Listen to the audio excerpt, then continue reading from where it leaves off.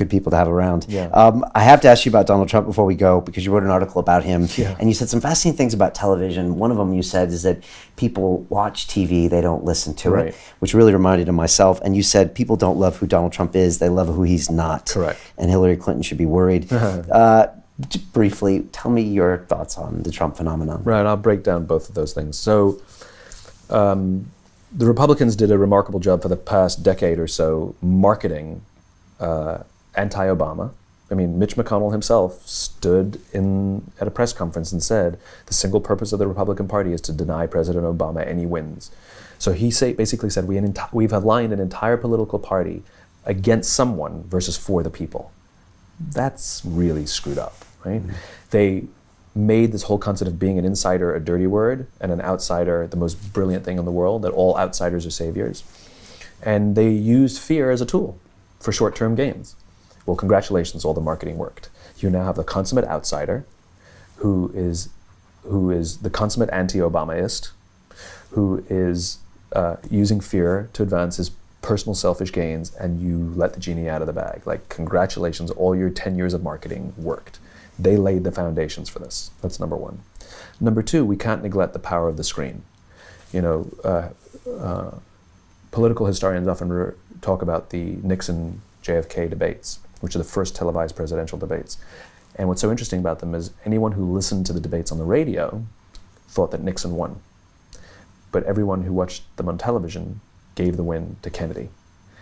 And the famous bead of sweat that rolled down Nixon's face versus Kennedy, who was dry and confident. Right? We don't listen to presidential debates now, and politics is not played out on the radio. Politics is played out on television and morning political shows and press conferences and sound bites and YouTube and, you know, and et cetera, et cetera, et cetera. We largely watch politics. We don't really listen to it, and we don't read it as much as we watch it. Nobody reads the transcript of the debates, right? You miss them or you watch them, right? And the people who are advancing are the ones who are the most tele-friendly. They're good looking, they're tall. Governor Kasich is a moderate. He's a fantastic governor, has remarkable success as a governor.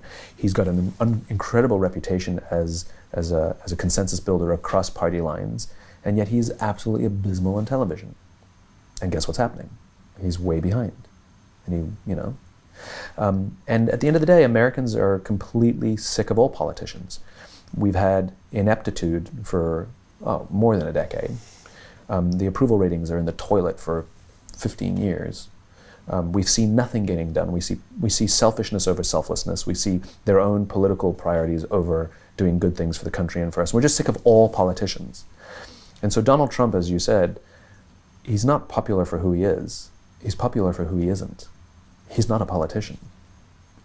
And that's it. It's not a vote for Donald Trump. It's a vote against everyone else. And they should all be ashamed of themselves. All of them, Republicans, Democrats. Now there's the other side of it, which is the question that must be raised, which is, are our politicians a reflection of us? Are our politicians a mirror raised to us? And should we be the first to throw stones, or should we accept that maybe we get the politicians we deserve? And if we want them to change, maybe we should change ourselves. Maybe we're the ones who are divisive. Maybe we're the ones who are narcissistic. Maybe we're the ones who are putting our interests ahead of the interests of everybody else. And if you look at the way that we're raising our kids or running our companies, I don't know if we can say that we're better. And so maybe instead of demanding that they change, maybe we should demand that we change and take some accountability for our own actions, and maybe then we'll get the politicians we deserve. That is very well said.